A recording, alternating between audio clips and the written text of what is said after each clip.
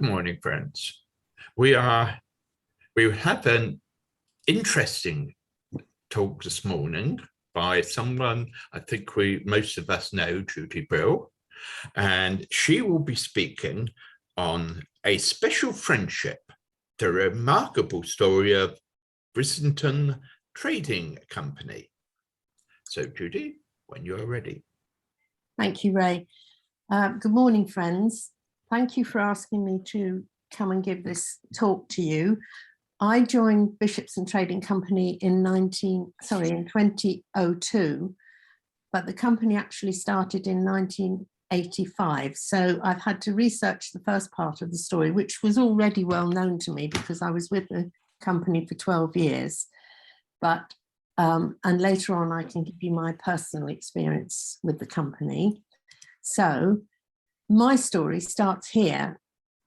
I'm on a visit to my father's cousin in 1989.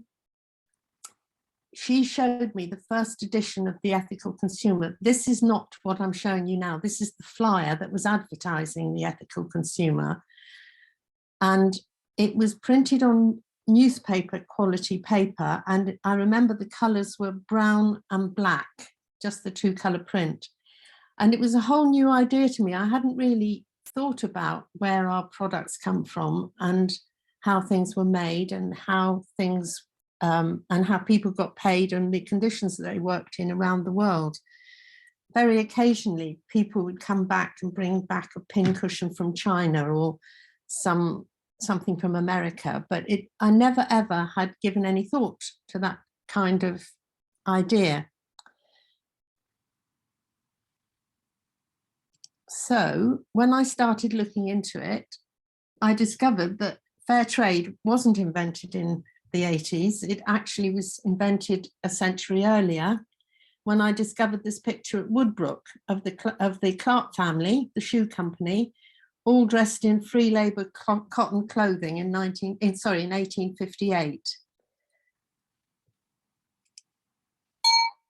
So later on, my first encounter with Bishopston Trading Company happened when I was living in mid-Devon and I was on a day's shopping after staying with friends in Torquay, and I went to Totnes, and quite by accident I came across this funny little shop at the top of Totnes High Street in the Narrows, where it's very, very higgledy-piggledy, and I almost missed it because the pavement's so narrow you can't actually see the Bishopston Trading Company sign at the top. I went in and just loved everything about it, the colours, the smell, the ethos, all the educational material they had on the walls, the designs, just everything. I fell in love with it straight away. And they were advertising for staff, but I lived in mid-Devon and it was an 80-mile round trip, so that isn't going to be sustainable to apply for a job there.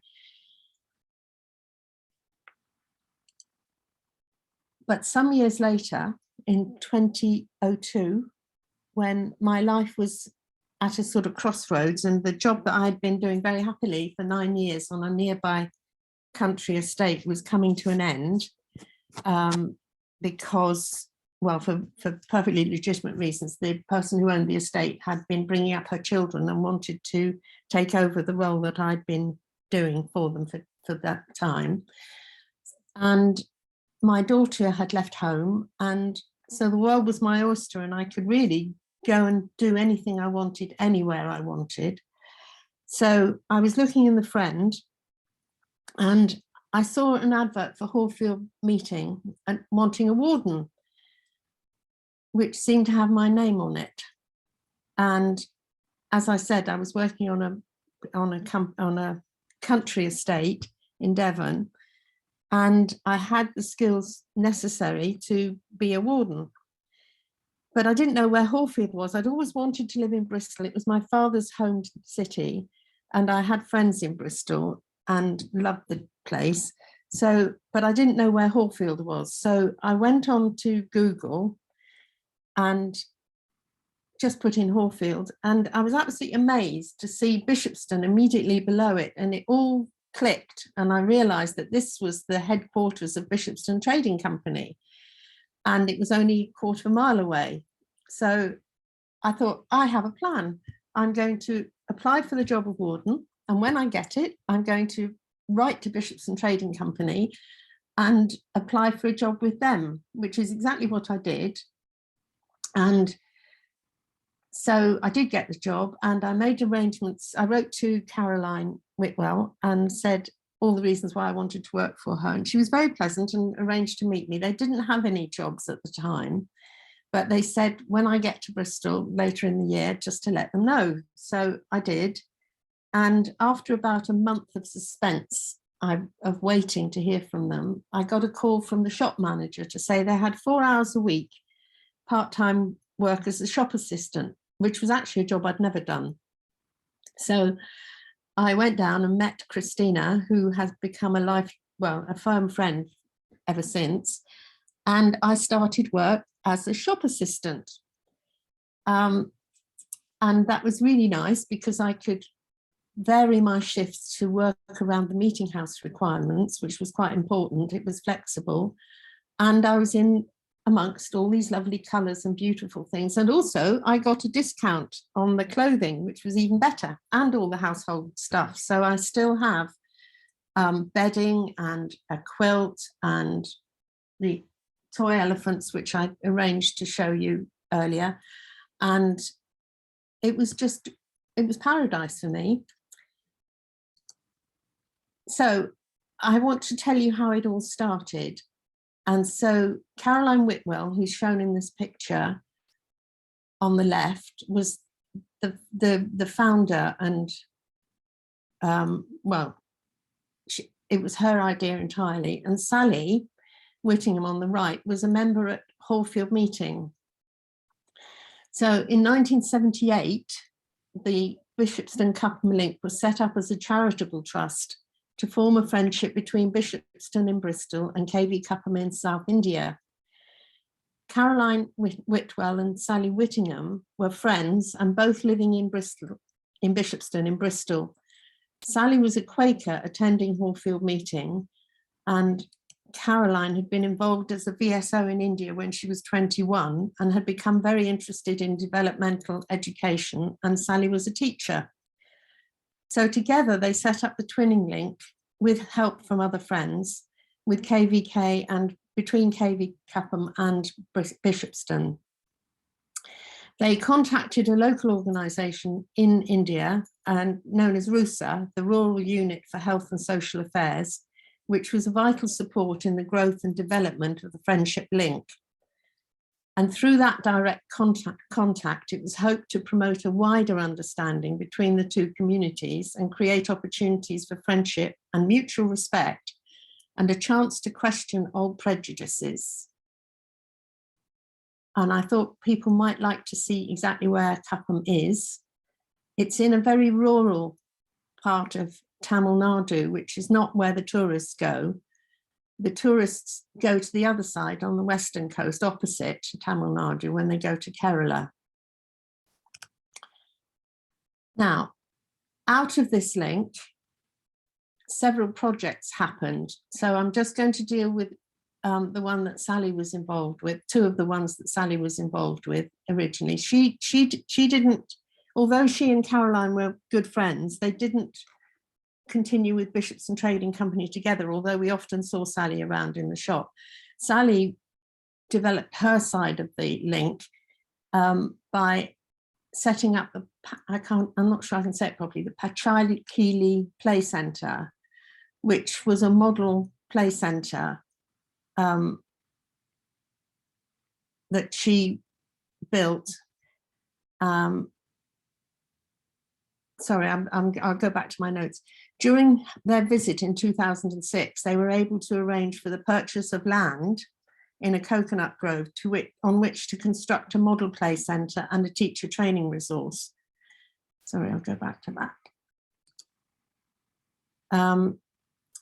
They'd been persuaded by former teachers that learning through play method had been extremely effective in encouraging the children to take responsibility for their own learning, and therefore a good basis for their subsequent educational success.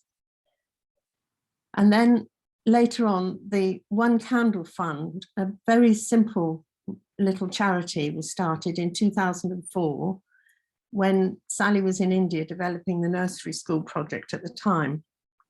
The aim of the fund was simply to enable children from lower income families to complete their education. And it was decided to support children from the weaving community in the areas of KB Clapham and the surrounding areas. And it has a simple and successful format. Bursaries are made to well over 100 children, and each year they receive funds from RUSA on behalf of the fund when they begin a new school. And as some of the funds came from Bishopston Trading Company's charity, the South Indian Rural Development Trust, which was funded by profits from Bishopston Trading Company. So moving on to Carolyn's branch of the link, this is her with some of the tailors in KB Clapham. And in the early days in KB Clapham, the tailoring units were in small places above shops and in people's homes and just around the village generally. And the weavers were also working from their homes and supplying the tailoring units. So the figures in the village, Bishopston Trading Company provided full-time employment to 268 tailors, cutters and embroiderers and applique workers and support staff. The working day was 8 hours, 6 days a week, and each employee received a fair wage and extra benefits such as gifts of money at festival times and on marriage, access to a provident fund and gratuity on retirement, holiday, casual and medical leave, and an allowance for medical care and refreshments. In addition, the company provided work for a further 300 handloom weavers. And with the rise of self-help groups, the company was able to source handloom cotton directly from 98 weavers in 6 self-help groups, which enabled some of the weavers to pay off their debts to the master weavers. I can't tell you more about the politics of how it worked before Carolyn went there, but it was very much sort of big fleas have little fleas upon their backs to bite them, and small and so on. But what Bishopston Trading Company did was to free up this rather oppressive line of employment where everybody was taking their cut, and by getting the groups to form themselves into self-help groups, so they managed their own affairs and they weren't at the hands of the master weavers. Excuse me.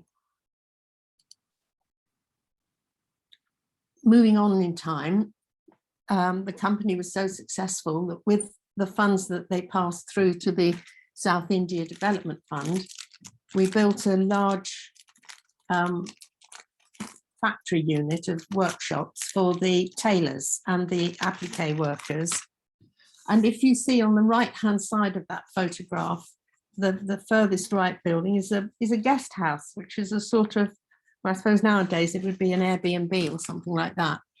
But it was a small guest house so that people, there weren't a lot of tourists, as I've said, they all went to Kerala, but for the more adventurous kind of person who was traveling in the area, they could go and use that as a guest house and be served food and looked after by the people who were running the workshops. So that provided extra income for the key workers in the tailoring workshops and their families. So coming into the UK, I'm sorry about the dinginess of this picture. I've got very few pictures of that time because, it was before we had online storage of photographs, and I don't have the computer that I used to have before the shop shut down. But this is the shop front of the narrow 2-storey building in Gloucester Road that served as the headquarters throughout the 28 years of the existence of Bishopston Trading Company. Originally, it was just the front part of the building with a garden at the back. But when we bought it, we were able to extend right across the back garden. Previously, the stock had been kept in a shed in the garden, but then we needed bigger workshop storage room. So gradually bits were added on at the back. So now it goes right through to the lane that is at the back.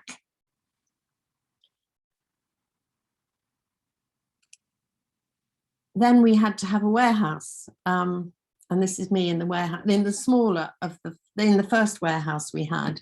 And you can see on the back shelf there, the kind of boxes that all the goods were delivered to us in.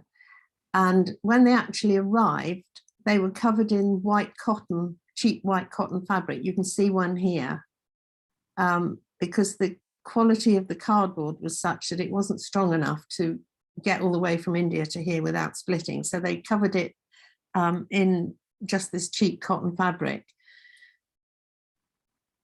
When we were really, really busy, we would get delivered a shipping container with over 200 boxes, and the staff would all come in for the day. We were all part-time staff, but all the staff would come in for the next day or two, and we would offload the boxes from the lorry, fill the stockroom, fill the warehouse, and open all the boxes, and then we'd all go around with orders from the wholesale shops, of which there were over 100 that we supplied around the country, and our own shops. So for instance, one box would come in with one style of shirts, and another box would come in with, say, perhaps toy elephants, and each member of staff would pick up an order and go around all the boxes. And remember, there were 200 of them, counting off 5 elephants, 3 sheets, 4 men's shirts, this colour, that colour. It was very intense and fun work,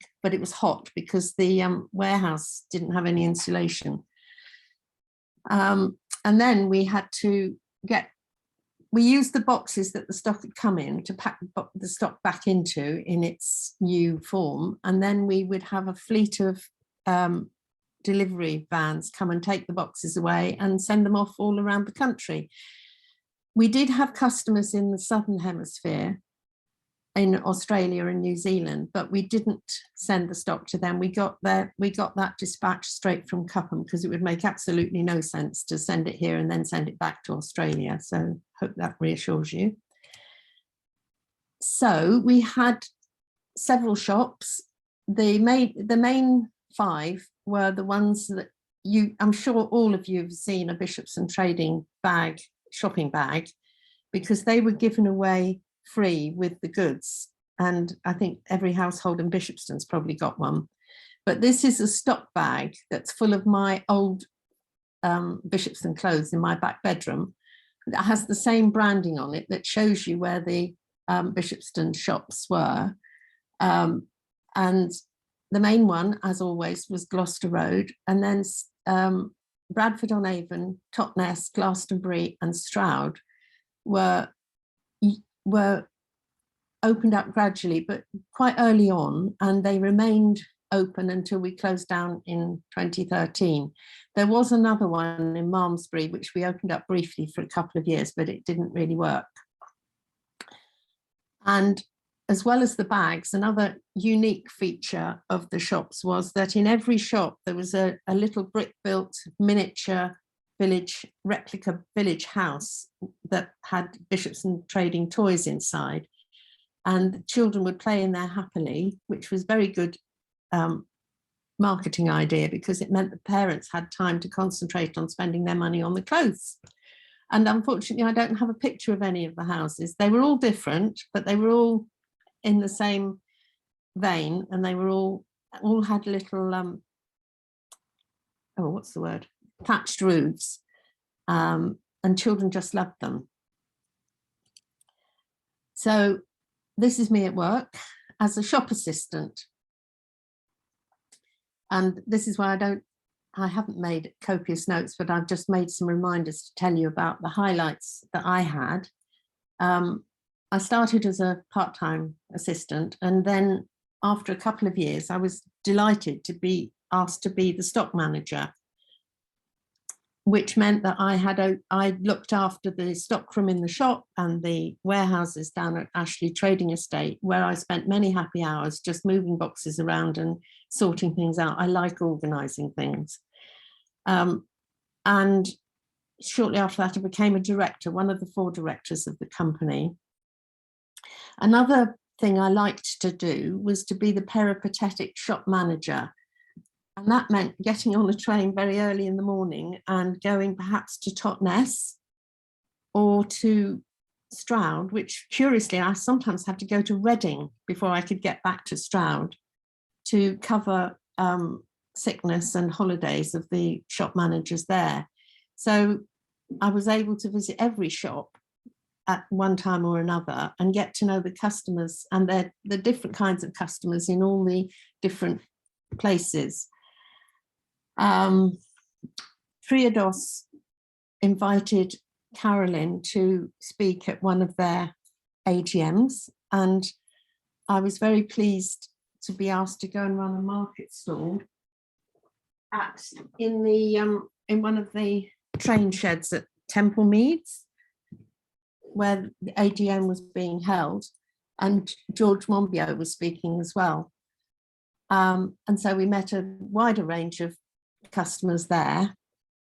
And then for the World Gathering of Quakers in 2010, yearly meeting got a quilt made to go to Kenya as a present for the Kenyan Quakers. And it had to be made entirely of second-hand old fair trade fabric, which of course at that time was mainly Bishopston Trading Company. And then it was given to me to take to Kenya, to the gathering, and Paul Parker and I presented it to the many Kenyan yearly meetings at the gathering. It's actually back in Friend's house now because they couldn't decide where it should be in Kenya. So it is hanging in the basement of the building next door to Friend's house. And quite a few years ago, eBay tried to do a fair trade initiative on their site. And so I was asked to go and talk to eBay about how fair trade worked. And unfortunately, that fair trade initiative did last for a few months, but then eBay shut it down because it wasn't making them enough money. But I did get to see the inside of the eBay headquarters and come back with all sorts of freebies like eBay mugs and notepads and pens. And at that time, eBay was quite exciting. And I felt quite privileged to have been there. So those are the highlights, as well as all the fun, the day-to-day fun of working with really nice people in the company and also the lovely customers. Talking of lovely customers, this is Annalise. She is a nun and she loved Bishopston Trading clothes, and that is Annalise, not dressed up by us, but wearing all the clothes that she normally wears. And you can't quite see it in the picture, but there's a huge wooden crucifix around her neck. And she was absolutely delightful. She had very long legs, so occasionally we would get, because of the way the tailors work, they didn't always work to our patterns. In fact, we had a lot of difficulty because they couldn't believe that people were so wide as the patterns were appearing to be, and they would send some of our dresses as they thought they should be to fit their little tiny figures. And sometimes we had to put those all in the sale for very tiny, skinny people. But occasionally the trousers would come in the wrong length. So whenever we got extra long legs on trousers, I would ring Annalise and let her know that we had extra long leg trousers coming in, and she was always delighted about that. And there's another customer who used to come in the early days of when older women started dyeing their hair, and she had glorious white hair, and every time she came in it was a different color. She had streaks and all the things that older ladies now do with their hair, and she was good fun. And we had quite a few people who were undergoing transgender people who were who were in the process of needing to wear either men's clothes or women's clothes, and they found it very comfortable to come in and shop with us, particularly those who were transitioning from men to women, because they weren't familiar with what suited their shape. And so we were able to help them dress appropriately. And I'm still friends with a lovely woman who was a ship's engineer with P&O before she transitioned. And she actually got sacked from P&O because of her transitioning. And she won a court case against them for wrongful dismissal. But she's now living on a canal boat in Wiltshire and is a fabulous artist. And we're still friends, so that's nice. And there was also a customer who lived in Mallorca, and at that time I was traveling often to Mallorca to help my elderly friend. So I was able to deliver her orders in person, and that was fun. And then we had some difficult customers. And I suppose you get difficult customers everywhere, but you don't expect to see them in a fair trade company. But none of them stands out particularly. We did have to intervene at one time with an online customer who we were concerned about. It was sale time and she was buying thousands of pounds worth of clothes. And we tried to talk to her on the phone about what she was doing with these clothes. Not that we minded people buying them. I mean, quite a few people would buy stuff in the sale and then put it on eBay. We didn't mind that, but what concerned us was that maybe she had mental health issues because she was buying all this stuff. And eventually we were able to speak to her husband, who didn't know that this is what she was doing. And eventually we refunded her. We refunded her some money. And we also didn't send some of the stuff that she'd ordered, but you know, that could have been really difficult for that family if she had sort of bankrupted them by buying lots of Bishopston clothes. That's not at all what we would want. So eventually we closed down, and I know there are a lot of rumours about why we closed down, but I do know why we closed down because I was a director at the time. There were several things, but I want to reassure everybody that it wasn't closed down because they were bankrupt or didn't have enough money. What we were looking at was the changing market, which I explained further down, but we wanted to be sure that everybody received redundancy pay and all the bills were met, and that money could be sent, leftover money could be sent to the South India Development Fund. And so we made the decision to close down in a timely way rather than wait to get into difficulties. And there was a massive sale of stock and the building was sold. But the main reason was because the job that started 28 years previously had been completed through the One Candle project and through the South India Development Fund.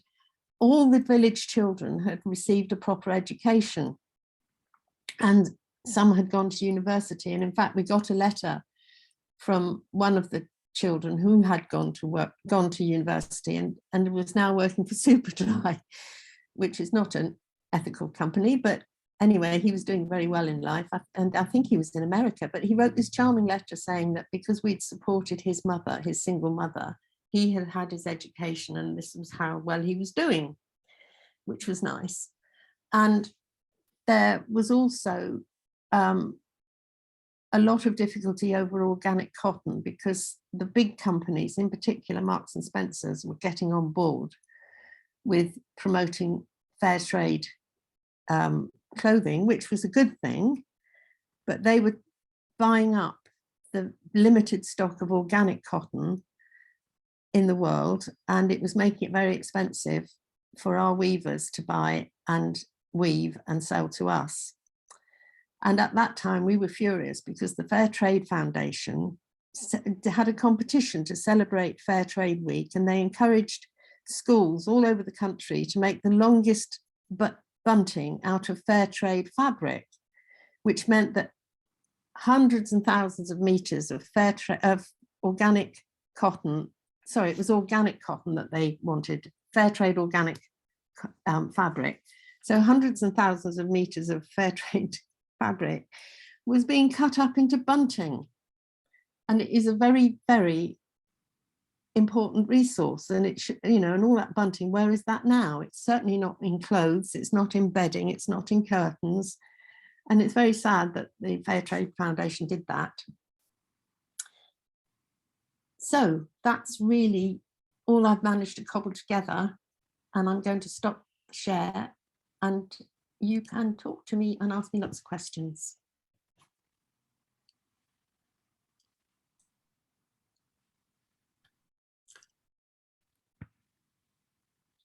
Thank you, Judi. That was really quite remarkable. And I'd heard of Bishopston, but not in the expanded way that you actually told. You know, I visited a shop in Gloucester Road, like I think most of us have, but yes, I was impressed. Do you think that in the future, as we are now supposed to be becoming green and doing all these things, that some other company like that could exist today? Oh, they do. They're well, not with what was unique about Bishopston Trading Company was that they worked with one community in one village. And so they transformed the lives of that village. I don't know of any other company that, and there probably are, but I'm not in the swim of things nowadays, but there may well be companies who have followed that model, but I'm not aware of them. But there are plenty of fair trade and organic companies now sourcing their clothes. And one of our staff, one of our mail order staff went off to work with Tradecraft, and he now travels around the world visiting lots of different suppliers and doing and checking the ethics for Tradecraft for their products. And my own niece, who I saw last Saturday, works with Oxfam. She started in as a student in a charity shop and stayed with Oxfam and became a shop manager. And now she lives in Oxford and she's head of ethics for Oxfam. So it's her job to check the supply chain.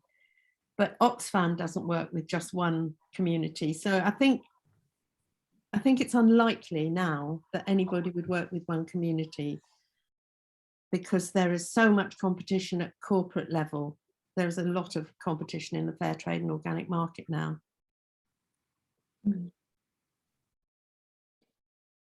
You mentioned, Judi, that some of the clothes may be available on eBay. Is that right? Usually, I check every now and again. There's usually something on eBay.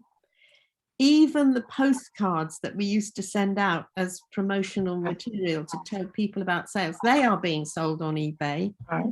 So if you want to go on eBay and have a look, you'll see almost always you'll see eBay, Bishopston Trading, particularly children's clothes. We did gorgeous children's clothes. And one of the properties of organic cotton is, of course, it doesn't wear out. And I have a theory about this. I can't prove it, but if you don't put pesticide onto your crop, which is meant to kill things off and break things down, then your crop will last longer. And that's why I'm convinced that organic cotton lasts and lasts and lasts and just doesn't wear out, which is why they make very good children's, well, all clothes. They last forever. By the way, I'm wearing Noil silk. I've had this probably 15 years. It's a Bishopston Trading Noil silk cardigan thing. I'm sad to say I have worn my Bishopston Trading things so much that they have worn out. But you're right about this organic area, because I mean the place they wear out is under the arms, partly perhaps because of sweat, but also because of movement, I guess. Anyway, my trousers, of course, they ripped at the entrance to the pocket, and they're reversible trousers. So I just mend them. I love them too much. Well, I'll let you know when I put mine up in my eBay shop.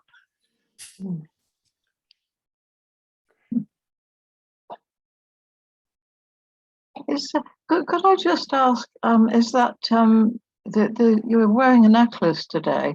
Is that was that originally from Bishopston Trading? No, I'll tell you what it is. This, I don't know if her name is, there's a Quaker up near Swarthmore who supports the orphanage in Kenya, and I've forgotten its name, and she recycles silver out of old teaspoons and bits and pieces. So I think she's called Mary Stone. So that's her cue, that's her peace dove, and that's the end of a spoon with a feather that she's created out of scrap silver.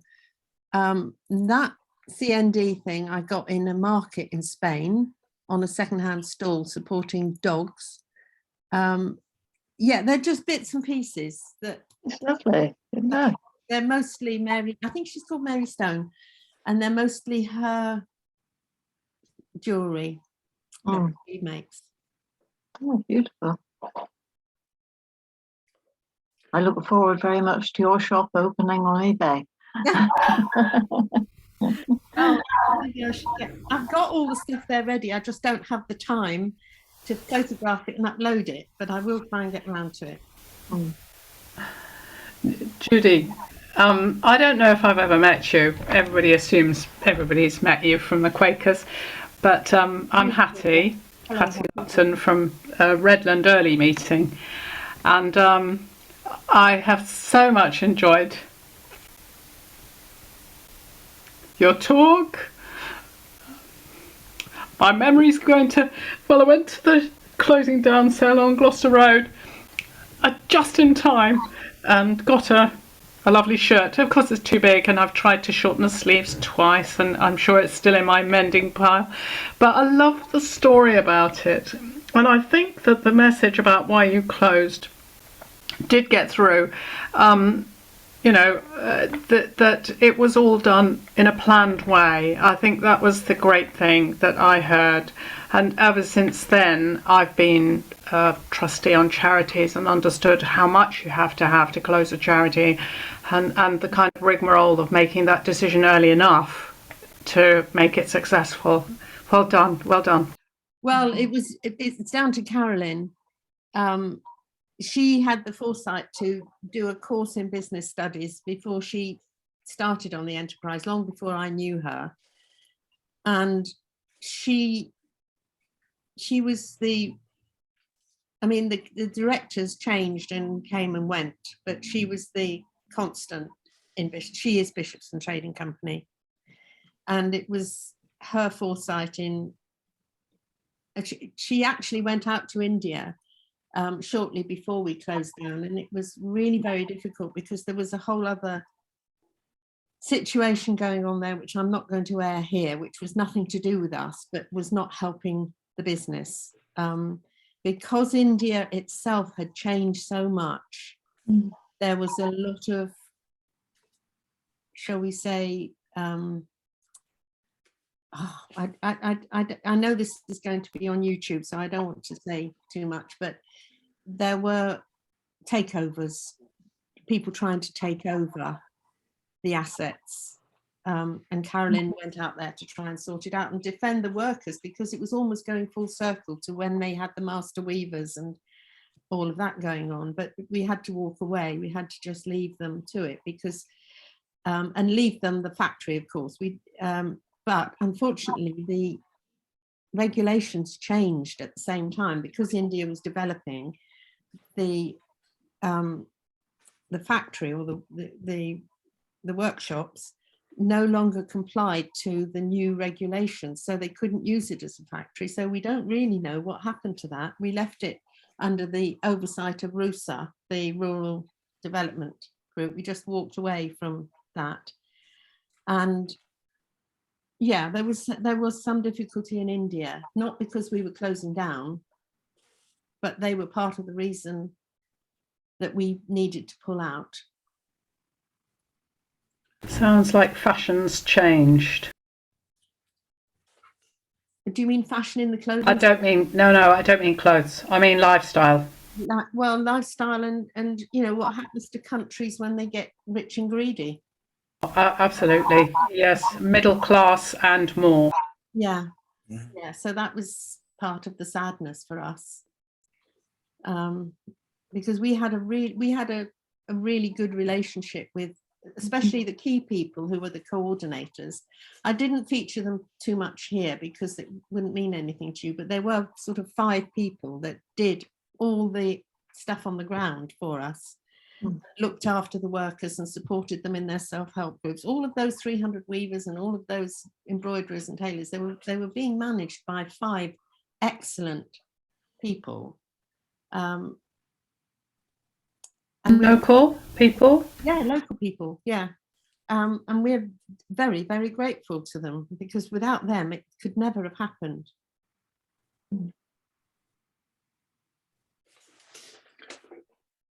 Wow, it's a fascinating story. You know, I haven't heard, I didn't know anything about Bishopston Trading Company, just knew that it had existed when I was in Bristol earlier as part of, you know, part of the community. I'd probably never been into the store. So I'm coming, the whole story is fresh to me. And it's lovely to hear something about the international trade and ethical, building up an ethical relationship with another country, and also seeing the, you know, the kind of the context of globalization and things becoming increasingly competitive and extractive and unfair, and sort of a longing for things to come back together at a higher level rather than fragment in chaos. So it's really, it's moving to hear your story of, you know, the journey of a business trying to work ethically in, you know, in the middle of world trade, but from Bristol. I remember being heartbroken the day we announced that we were closing, not just making the announcement, but it was the day that massive place in was it in, oh, I can't remember which city it was in, but there was a dreadful fire that killed hundreds of people in a sweatshop. Bangladesh. Sorry? In Bangladesh. Yeah. And it was that day that we announced that we were closing our company, and it was just that day, and that's exactly what we had been trying to pull people away from, and that's what happened. It was almost like Bishopston Trading Company was going up in flames. Yeah.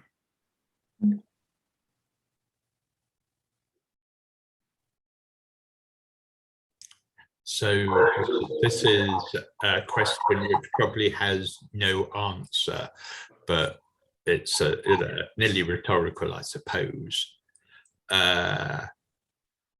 Would you say you know where to buy clothes like that now? Not exactly like that. They were one of a kind, but I don't actually buy new clothes very often, but if I am buying them, I buy them from one of the very many companies. You have to be a bit careful when people say they're green and they're ethical, and you have to look behind the label. I support the label behind the label as well. So if I am buying, the last sweatshirt I bought new, I was delighted to find in Vietnam, and Vietnam is a big manufacturer of clothes, both ethical and non-ethical. And there's a lovely brand that I discovered that is fully ethical. So you've got to do a bit of homework to check that they're just not trading on the label, but that they do have, and it's pretty easy now with the internet, you know, everybody's got a website, everybody's got accreditation, not everybody's got accreditation, but those that have accreditation can tell you about it. I mean, Bishopston Trading Company at its time won several major awards, and obviously we were affiliated to the Fair Trade Foundation, although we didn't always get on with them, I have to say. And you know, now there are so many organizations that are set up to monitor. So if you're buying, just check it first. But my major shopping place is across the road from me. I've got a charity department store right opposite.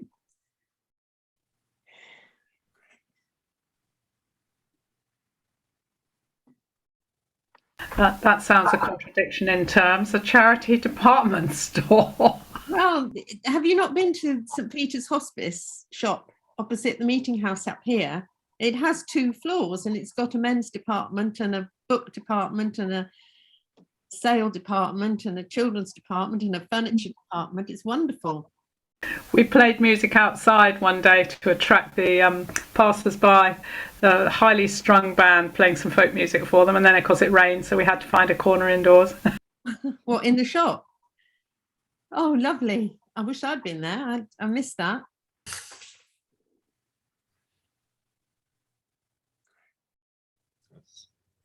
I volunteer for the Oxfam shop.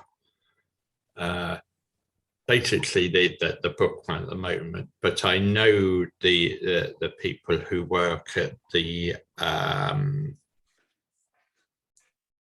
one in Cotton, which is a closed shop, and I know the manager there, Maria, who is exceedingly hardworking and exceedingly conscious in what she sells within the shop. So Oxfam is more into the second-hand clothing market, but I personally would like to see Oxfam more involved in, you know, in free cotton free trade clothes from the third world, which it used to do many years ago. Oh, I know. I've got oh my goodness, yes. I've got a very, very favourite thing that must be 30 years old. Beautiful jacket. It's a bit faded, but who cares? But I will have a word with my niece and tell her what you think. There you are. Thank you very much. Bye, guys.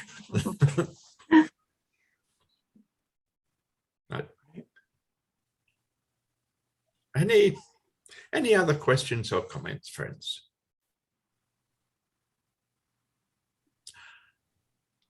Then I think we have come to a natural end. Thank you very much, Judi, for such an interesting and in-depth presentation. Well, thank you very much for your patience, and I'm sorry it went all fluffy at the beginning. Chris knows we rehearsed it, but it didn't work. So I think as Patsy said, you're not the first, and I'm sure will not be the last. Okay, thank you for having me. I have to shoot now. I've got somebody waiting for me downstairs, a hirer, so I need to go and see to them. Thanks. Thank you so much, Judi. Okay. All right. Well, thank you. Patsy, you'll probably tell us who's on next week, and I've got a quick announcement to make as well. Okay. Yes. Well, next week we've got Maggie Mason is going to be talking about the Northern Cross pilgrimage to Lindisfarne. It's called Walking in Hope. That's next week. And I've been going to a peace meeting every day, most days, for Ukraine, from virtual Friends Meeting House in Moscow. And the lady who runs that, whose name is Julie Harlow, she's available to give talks, but not at this time. She's in California, and she's giving a talk about Friends Meeting House Moscow on Sunday evening at 6 o'clock. and I don't have the link at the moment or the time, but I will get that to you, Patsy, and I wonder if you could mail that to everybody before Sunday evening in case Yeah, people would like to join that. yeah, I think no problem. interesting. Yeah, Lovely. okay. Okay, Thank you, everybody. okay. All right, bye, everybody. Bye.